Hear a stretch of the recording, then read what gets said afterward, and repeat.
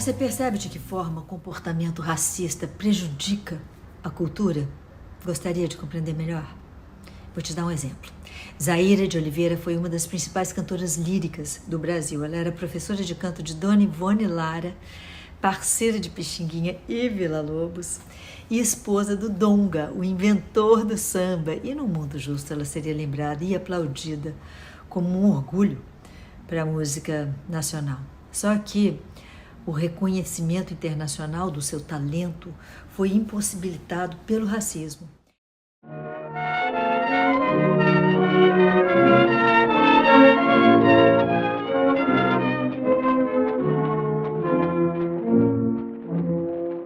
Foi em uma noite em que o sábado estrelado parecia prateado pela mão do Criador. Eu em teu peito a cabeça repousava e a lua irradiava lá no céu doido de amor. Era feliz, feliz, feliz, feliz.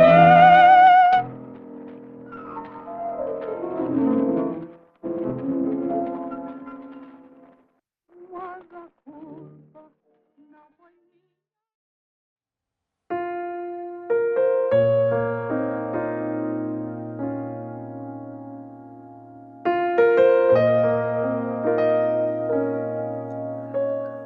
A Zaira era uma casa-corpo. O chão lá que era de terra, sim, a terra era a carne daquele corpo. Seus ossos eram as paredes, o seu sangue as águas de cheiro e o aluá. Nas músicas, nas canções e nas danças, o presente, o passado e o futuro, num só tempo. As janelas de frente da casa-corpo se abriam para o Rio de Janeiro, como os olhos humanos se abrem para receber informações do mundo exterior. Aquelas janelas nada emitiam, somente recebiam. Pela porta de frente da casa-corpo Zaira entravam doenças, tristezas, traições e violências. Pela mesma porta saíam curas, alegria, lealdade e paz. A casa de Zaira era habitada pelo infinito do céu. Neste infinito do céu, cabia no seu coração. Entrar na casa-corpo era como entrar no coração de Zaira, que abrigava todo o céu com todas as estrelas. Tanto que o visitante conseguiu olhar para além do nascimento e da morte, porque a verdadeira natureza do homem é imortal como o infinito.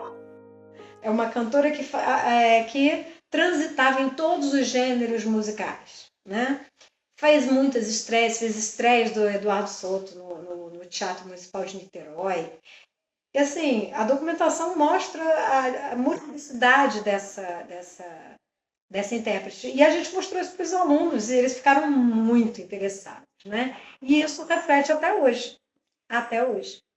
Realmente é uma voz lindíssima, é uma voz aguda, né? Realmente tem assim, na imprensa de que tem agudos cristalinos. Ela apresentava agudos cristalinos. E realmente os agudos que ela leva na gravação, apesar da qualidade da época, a gente vê que é uma voz muito afinada, muito, muito cristalina, né? E versátil, né? Se pensarmos que ela, depois do lírico, ela foi popular, e ela mantém uma voz rica também no canto popular, porque geralmente a cantora lírica talvez tenha um pouco de dificuldade, isso eu digo assim, né? No nosso contexto geral, ela às vezes tem um pouco de dificuldade de transitar entre diferentes estilos, que não foi o caso de Zaira.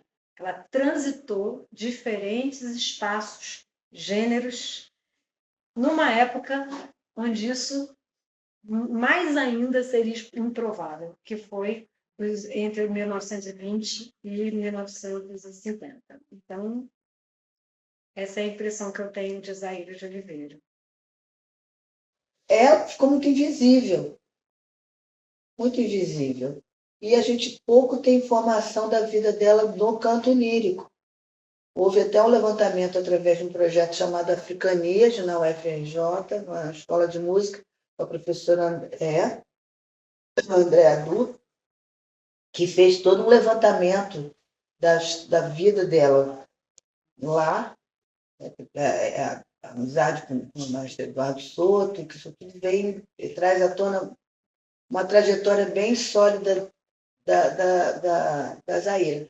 Mas isso não a tira da invisibilidade, porque a gente não tem essa informação. A gente hoje tem tão pouca informação sobre os nossos cantores líricos que estão em atividade. O mercado é extremamente restrito, não é tradicional a gente ter essa informação. Né? Você tem alguns projetos que levam jovens ao teatro para ouvir o canto lírico, mas popularizar o canto, eu acho que a gente ainda falta muito.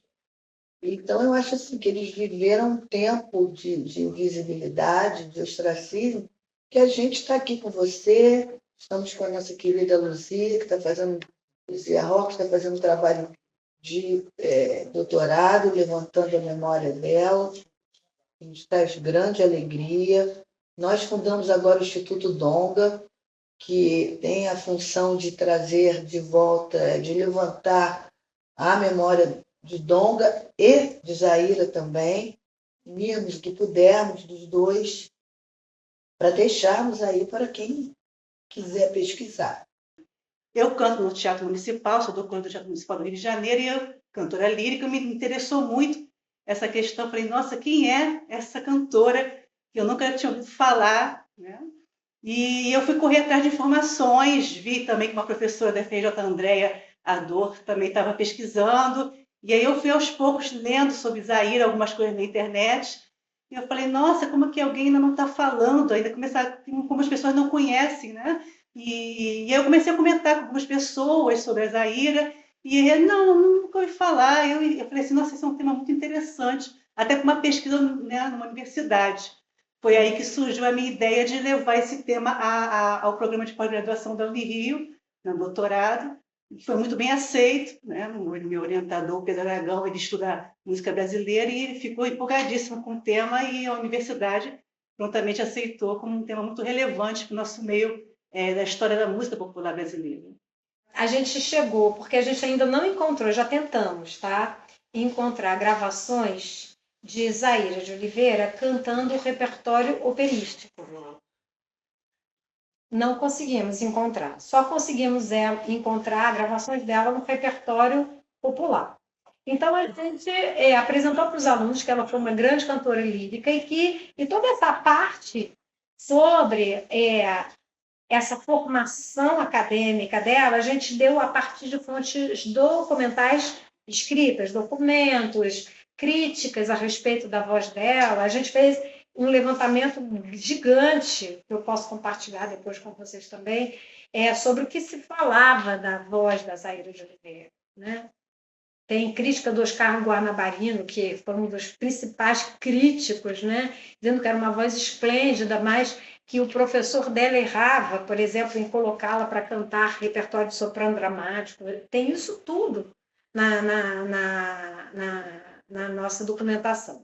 Então, eu apresentei para eles o aspecto, né, dessa formação acadêmica da Zaira de Oliveira a partir dos documentos, e a partir a formação, a participação da Zaira de Oliveira no universo da música popular, eu consegui demonstrar a partir dos fonogramas. E eles ficaram impressionadíssimos com as músicas, e nós tiramos as músicas de ouvido, nós usamos para tirar as músicas de ouvido e montamos os nossos arranjos e apresentamos para a família, né? Nesse dia, nesse evento. E foi muito interessante, porque eram alunos de licenciatura, nem todos cantavam, nem todos tocavam, e a gente vai construir, vamos construir juntos essa pesquisa e vamos construir juntos os saberes a respeito dessa musicalidade que interessou a esses primeiros músicos do século XX que entraram nas rádios, né? que fizeram fonogramas. Eles são os desbravadores da nossa rádio, né? Acho que isso gerou um interesse acima da média. Até hoje tem alunos querendo trabalhar com esse cancioneiro. Virou música comum. Eles passam a entrar no repertório dos alunos. Eu vou assistir um recital de um aluno, aí você vê um trecho daquela música. Vou tocar num barzinho, aí você toca uma música, né? Então, assim, há uma ressignificação mesmo desse repertório, né? Que é um repertório que não estava sendo, como é que se diz, utilizado. E o interessante é que foi a partir da Zaira que isso aconteceu. Isso é interessante. Zaira primeiro nos fazia sentir essa verdade, depois fazia entenderem essa verdade. Ela sabia que não poderia mudar a natureza que invadia suas janelas e entrava pela sua porta, mas oferecia conforto no seu coração. Os visitantes, aos poucos, conseguiam olhar para a natureza interna de seus próprios corações. Assim, deixavam de olhar somente o externo e passavam a olhar para dentro de si. Essa era a missão do seu cantar. Entrar naquela casa-corpo era dar um passo para dentro de sua própria essência e de sua própria verdade. Sendo assim, nunca reclamou abertamente por ter ganhado o concurso de canto lírico em 1921 e não ter levado o prêmio. Uma bolsa viagem para a Europa para aprimorar sua formação profissional. Por ser negra, o prêmio não lhe foi entregue.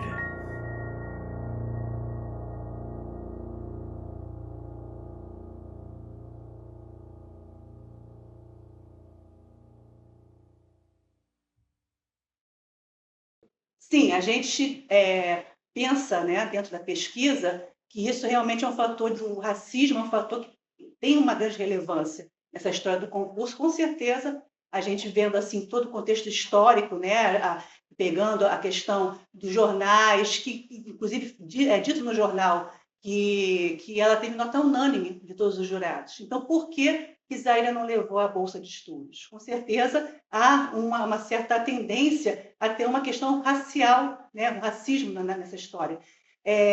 O Rui Castro, eu também li o livro Metrópole à Beira-Mar, ele também comenta sobre um possível pistolão, que não é comprovado. Novamente, a questão da pesquisa, da gente achar como comprovar isso, mas talvez nunca seja comprovado, né, porque é uma questão muito da época, social, né, infelizmente, mas tudo tende a crer que realmente houve uma questão do racismo.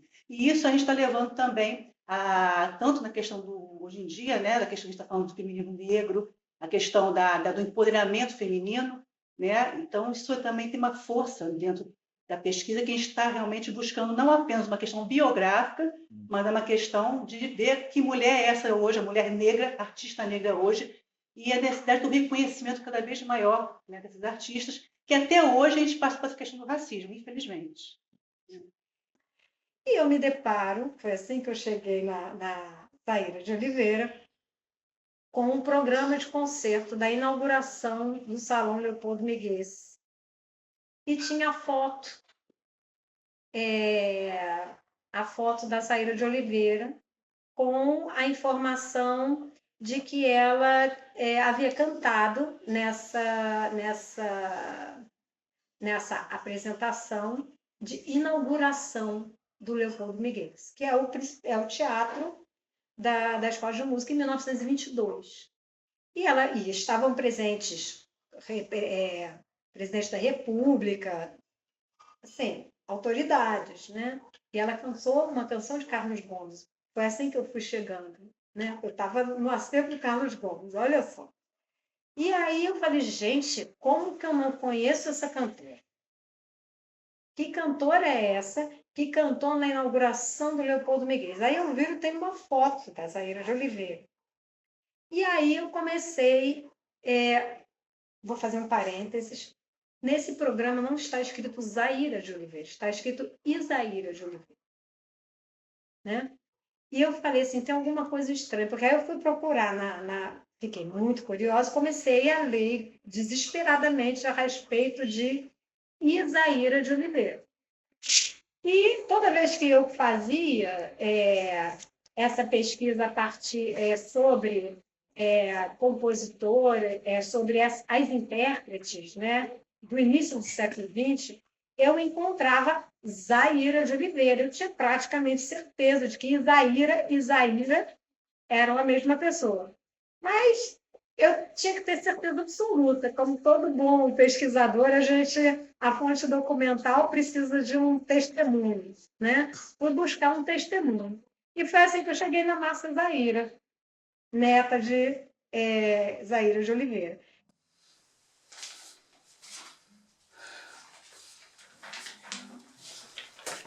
Eu não posso acreditar. Zaira? O que houve? Zaira, o que houve? Por que essa cara triste? Ganhei o concurso. Zaira, você é simplesmente a melhor voz do Brasil. Não posso receber o prêmio, Donga. Eles não querem uma negra representando o Brasil na Europa. Zaira, levante essa cabeça. Não deixe isso te derrubar. Você é a maior voz que esse país já ouviu. E ninguém pode dizer o contrário. Eu queria tanto ir, Donga. Aprender, estudar mais e agora? Você vai. Vai porque é forte, é talentosa e merece. E ninguém, ouça bem, ninguém pode apagar isso. Você tem razão, Donga. Eu vou. Eu não vou deixar que o tom da minha pele diminua o tamanho do meu talento. Eu vou. Eu vou.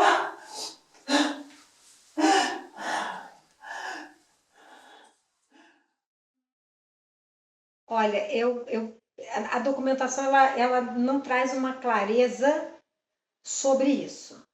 Inclusive, aparece a medalha de ouro que ela ganhou, e na documentação aparece que ela iria se inscrever nesse concurso para o prêmio de viagem. Havia um concurso de prêmio de viagem que só os medalhistas de ouro podiam concorrer, né? O Pascoal Carlos Magno afirma que ela ganhou e que ela não fez a viagem. A gente fez a pesquisa para ver se outra pessoa foi. E a outra pessoa foi. Outra pessoa foi, realmente. A gente olhou na documentação e outra pessoa foi, e não foi ela. A gente não tem certeza se ela se inscreveu. Isso a gente não conseguiu encontrar na documentação. Mas é estranho que o Pascoal Carlos Magno afirme que ela tenha se inscrito e não foi por ser negra, e a gente sabe o que é o Brasil, a gente sabe o que é o racismo no Brasil. Então, é muito mais provável que isso tenha acontecido. Outra coisa que eu acho que aponta para algumas dessas questões são questões assim que podem estar, como é que se diz, nebulosas, né? Assim, não são evidentes enquanto ação, né, de um racismo proposital, mas um nome errado costuma ser consertado na documentação, né? E, por exemplo, na documentação você tem muitas vezes, quando você vê as apresentações, você tem muitas vezes o nome dela sem o que ela cantou, sem dizer Zaira de Oliveira, a senhorinha Zaira de Oliveira, e não dizendo exatamente o que ela cantou, né? E aí você precisa fazer uma verdadeira costura, né? Uma teia, né? Para conseguir entender o repertório que ela fazia. O repertório, quando você consegue concluir a teia, é vastíssimo. E, assim, é uma pessoa muito presente na documentação, muito presente, né? Então, assim, falava-se dela, mas não se falava dela da mesma maneira que se falava de outras pessoas. Entretanto, e é isso que me chamou muita atenção, os principais críticos de época elogiavam muitíssimo a voz dela. Inclusive, o chatíssimo crítico Oscar Guanabarino, que dizia que, na verdade, ela só parou de cantar no universo lírico porque ela teve um professor que insistiu, porque a voz era esplêndida, e ela teve um professor que insistiu em que ela continuasse cantando soprano dramático. E pode parecer que isso, como é que se diz, seja uma chatice dele, mas isso é uma coisa comum no mundo do mundo lírico, né? De você cantar repertório adequado para a sua voz, né? Assim, porque são peças mais pesadas, né? A gente costuma dizer que o cantor lírico é um atleta de alto desempenho, né? Então, quando você sai muito do repertório que a sua voz comporta, às vezes pode gerar algum problema vocal. Eu só discordo do Oscar Guanabarino porque o Oscar Guanabarino estava na época dele, eu estou depois, eu sou uma descendente, e como descendente, digamos assim, né, da história da música, né, ou seja, como sendo uma pessoa contemporânea, como a gente estamos hoje em 2024, né, eu tenho a possibilidade de conhecer a documentação. Na documentação ela não parou de cantar lírico. E sempre muito requisitada. Ela era uma cantora muito requisitada. Tanto que o JFG, no livro, ele diz que ela é aquela que seria a nossa Mary Anderson, que era uma grande cantora lírica na época, né? Mundialmente conhecida. Então, ela tinha realmente uma presença bastante forte nessa área. É a lembrança que eu tenho da mamãe falar sobre ela. Mas também tenho essa lembrança daqui, desse sarau, ela falar que ela mandava ver, que eles tocavam e ela estava sempre ali cantando, sempre presente, que ela era muito presente na vida familiar aqui, na questão musical. Já andei pelo mundo afora, já andei pelo mundo afora, já andei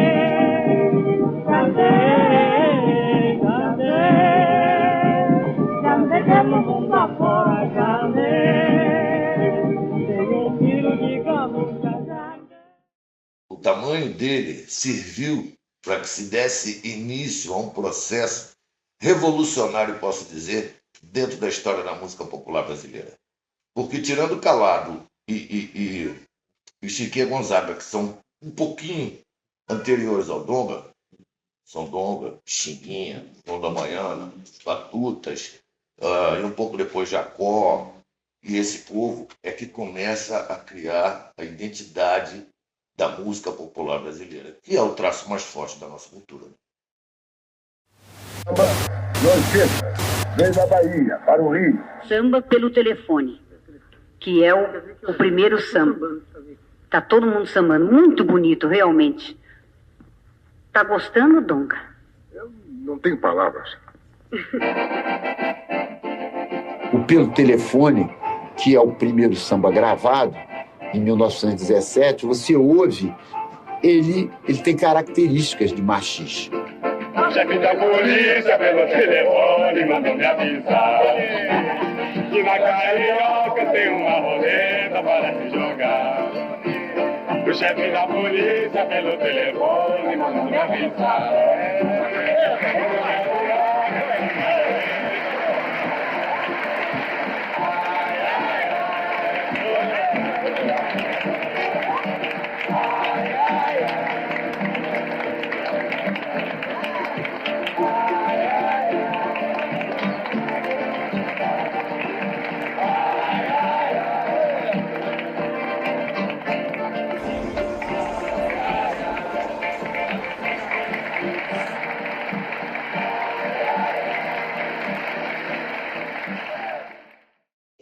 Ele foi oficial de justiça, era músico, começou sua carreira musical muito jovem, fez muito sucesso e, por causa disso, teve boas oportunidades, acabou indo trabalhar no Tribunal de Justiça como oficial de justiça. A vovó Zaira era cantora e era professora de música, então eles eram um casal diferenciado, um casal negro diferenciado naquela época, nos anos 30. Casal que frequentava a sociedade carioca na época, fluminense, a capital do país era aqui, então eles conviviam com embargadores, com cantores, com o presidente, e faziam essa diferença. Você vê por algumas fotos da época que o casal negro que despontava sempre era o Donga e Zaira. Eles mantinham aqui nessa casa, que era onde eles viviam, reuniões, saraus musicais. Então recebiam os grandes poetas da época, os grandes músicos. O meu avô também foi um homem do choro, então os grandes chorões vinham para cá. Jacó, toda a família do Jacó estava sempre aqui, Serginho, a Helena, foram criados aqui com a minha mãe, outros grandes compositores também, instrumentistas, Pixinguinha, João da Baiana, e se encontravam toda semana. Isso acontecia nessa casa o tempo todo. E a vovó Zaira, por sua vez, também ela era queridinha de muitos, por conta da sua atividade também na área popular. Ela participava de programas importantes na rádio e traziam essas pessoas para cá para cantar, para conversar. Então, era um casal que fazia diferença. Estavam sempre em atividade cultural aqui. E se isso hoje já é um diferencial muito grande, um casal negro de classe média despontar na nossa sociedade, você imagina isso nos anos 30. Então, eu acho que eles foram um casal bastante pioneiro também nesse aspecto. Então, quer dizer, o Donga, que só tem um disco gravado com a obra dele, que nesse ano de 2024 completa 50 anos, entra para a história como se fosse apenas o autor do primeiro samba carnavalesco, que fique bem registrado isso, porque o samba está registrado como samba carnavalesco. Ou então foi o cara que roubou o samba, o que eu não sou músico, eu não entendo de música, mas se você perceber, o Pelo Telefone deve ter no máximo 4 acordes, e para um músico do tamanho do Donga, que foi referendado por ninguém menos que Tourido Santos, Baden Powell e Rafael Rabelo, não pode se dizer uma coisa desse tipo, né? E eu, como não sou historiador, não sou pesquisador, não sou jornalista, eu sou apenas um fuçador, eu acabei descobrindo que o Donga tem 123 músicas gravadas, isso sem regravação. E o Donga é parceiro de Noel Rosa, o Donga é parceiro de Lamartine Babo, de Bororó, de Gastão Formente, quem mais, meu Deus do céu, de Jararaca, obviamente de Pixinguinha, de João da Baiana. E o Donga foi gravado por Carmen Miranda, por Aurora Miranda, Augusto Calheiros, Elza Soares, Martinho da Vila. Quer dizer, então esse homem não pode entrar ou passar para a história como apenas o autor ou o ladrão do Pelo Telefone. É muito pouco para quem tem uma obra desse tamanho, imensa, né? Convivi muito com meu avô, Donga, infelizmente com a Zaira. Eu não convivi porque ela faleceu quando a minha mãe tinha 15 anos, mas a vida inteira convivi com as suas histórias, as poucas coisas que a minha mãe lembrava. Criei uma memória afetiva muito grande sobre ela. Sempre tive um carinho muito grande também, porque meu nome é Márcia Zaira, e Zaira em homenagem a ela. Sempre trouxe isso com muito carinho e sempre gostei de falar dela quando falavam Márcia Zaira, mas que diferente esse nome. Eu falava, por causa da minha avó. Aí eu falava, porque ela era cantora lírica e tal, contava a história dela. Então, esse prazer sempre acompanhou a minha vida, numa família que está há mais de 100 anos a serviço da cultura desse país. Então, realmente é um presente fazer parte dessa família. Umas mulheres raízes, muito elevadas, umas são sempre felizes, outras as mais engraçadas,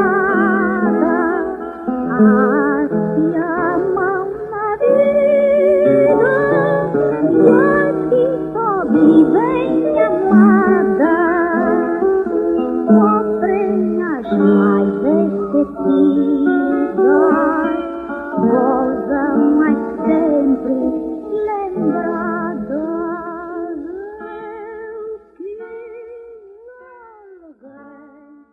Eu participava do coral do Instituto de Educação e ela fez uma viagem para São Paulo com esse coral. Quando retornava, meu avô foi buscá-la na estação e quando ela chegou aqui, a minha avó, ao abrir o portão, caiu nos braços dela e morreu instantaneamente. Então foi uma coisa muito traumática na vida da minha mãe, da família. Ali a vida dela mudou, porque perdeu a mãe aos 15 anos, filha única, paparicadíssima pelos dois. Para você ter ideia, minha mãe era uma mocinha que quando chovia não colocava o pé no chão, meu avô levava ela no colo até o carro, para ela não se molhar. Então ela era muito paparicada, ficou realmente muito traumatizada, mas teve altivez e seguiu a vida com dignidade. Agora, foi um drama, né? Para ela, pelo que ela contou, foi um drama. Meu avô também sofreu muito, mas depois casou novamente e seguiu a vida. E também depois ficou viúvo novamente, casou novamente. E depois ficou viúvo novamente, casou novamente. Não me corois, alma querida de rosas, o encanto da juventude efêmero e a minha quase extinta. Também não me corois de louros, a glória não fala o coração, nem o ouve, passa longínqua e fria. Coroa-me das eras que abraçam as graves ruínas, são da humildade símbolo e da tristeza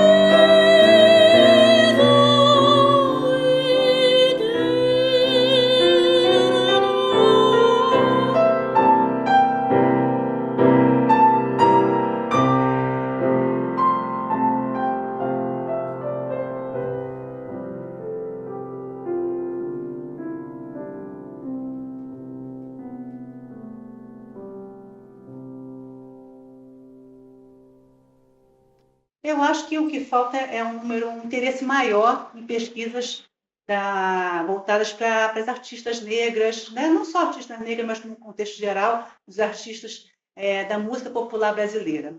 A gente se preocupa muito em pesquisar a questão europeia, os compositores europeus, e esquecemos da riqueza da música brasileira. Né?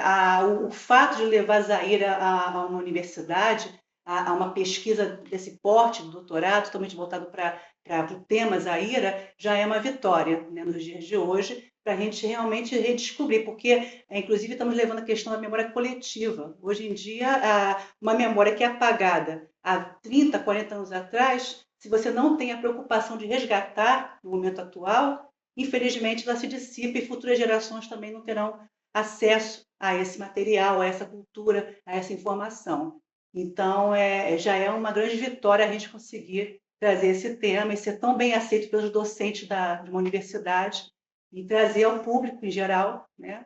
E eu espero que a gente tenha realmente, depois de 4 anos de pesquisa, um material vasto, riquíssimo sobre Zaira de Oliveira para levar para os jovens de hoje em dia conhecerem essa artista maravilhosa. Sem xenofobia, mas eu acho que a gente tem que preservar aquilo que é nosso. Nós temos um manancial cultural riquíssimo. E eu, assim, particularmente, como eu disse antes, eu venho de uma família que está há mais de 100 anos trabalhando pela cultura do país. Então, acho que a gente só sabe fazer isso. Né? A gente se sente na obrigação, acho que a gente respira a cultura do nosso país, não só da que a nossa família produz, mas é que os artistas do entorno produzem. Então, o que a gente puder fazer, a gente vai tentar. E, com isso, a gente está conhecendo novas pessoas, trazendo novas pessoas para perto da gente, para colaborar e trazer novos materiais, novas informações, novos contatos, para a gente fazer um acervo bacana e disponibilizar generosamente para o público, que eu acho que é isso que interessa. A gente não quer ficar com nada guardado para a gente. Eu acho que não tem interesse a gente guardar um objeto, guardar uma partitura. Não, vamos disponibilizar para as novas gerações. Acho que isso é importante. E cada vez mais a gente reafirmar o papel da nossa identidade cultural. E a gente é um país riquíssimo, que tem uma formação riquíssima também. Nesse caso aqui da minha família, a gente tem o samba e o choro, o samba como espinha dorsal da identidade cultural do país, então não pode deixar isso para trás. A gente tem uma certa obrigação de lutar por isso, falar nisso, trazer os jovens, que é muito importante sempre que o jovem esteja conosco, para que ele prossiga. Assim como meu avô falou para minha mãe que ela prosseguisse, eu estou aqui também falando, meu filho está conosco também nesse projeto, não está aqui no momento, mas está conosco, ele também é músico, também está prosseguindo. Tem um neto que eu espero que também tenha essa garra, pode ser um engenheiro, pode ser um médico, pode ser o que quiser, mas que não esqueça que a gente tem uma formação cultural muito sólida, muito importante para levar esse país adiante. Eu acho que é só assim que o nosso país caminha, com a nossa cultura cada vez mais solidificada. É o que eu tenho a dizer para você. Eu não te posso a te dizer mais nada, senão essa palavra já sem força. Oh, força de empregada, mas eu tímida corça. És minha amada, pomba inocente, tão longe, tão presente.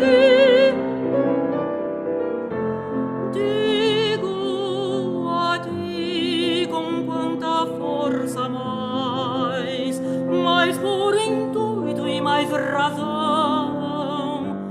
Estas palavras, as sílabas são ois, e me saem a mim do coração.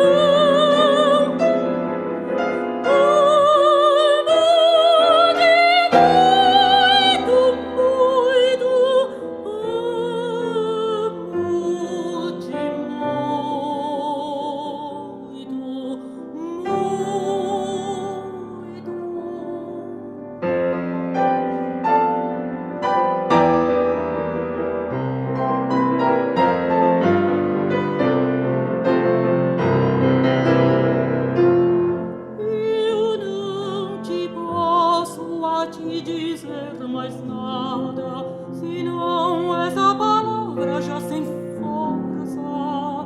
Oh, força de empregada, mas eu tímida corça. És minha amada, pomba inocente, tão longe, tão presente.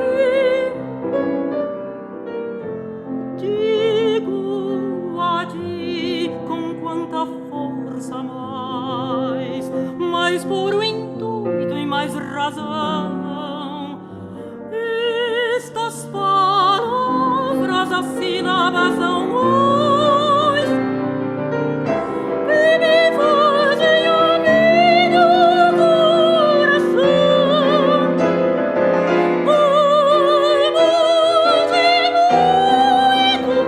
muito, amo-te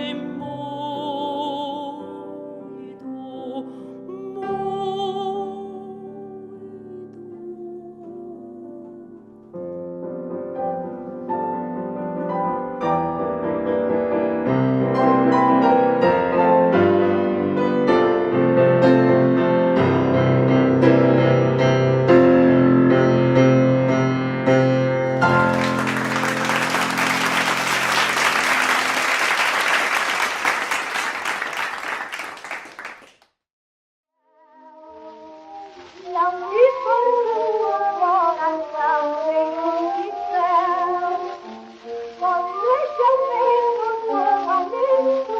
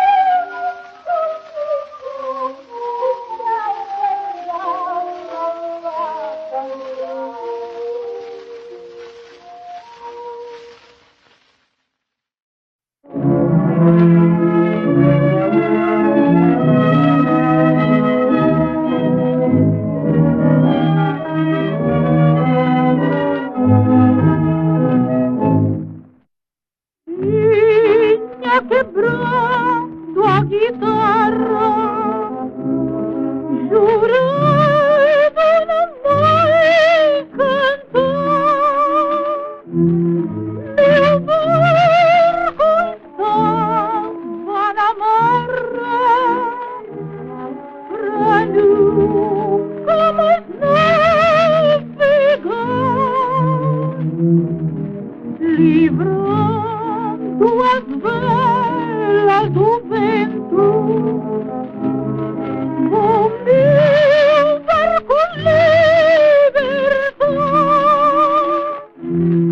pelo mar do sentimento. Vou de novo navegar. A tempestade, certo, não temo. Ó Senhor, forças para lutar, e sem vara eu iria remo até um porto seguro encontrar. Vou fazer uma outra guitarra pra cantar toda a minha paixão.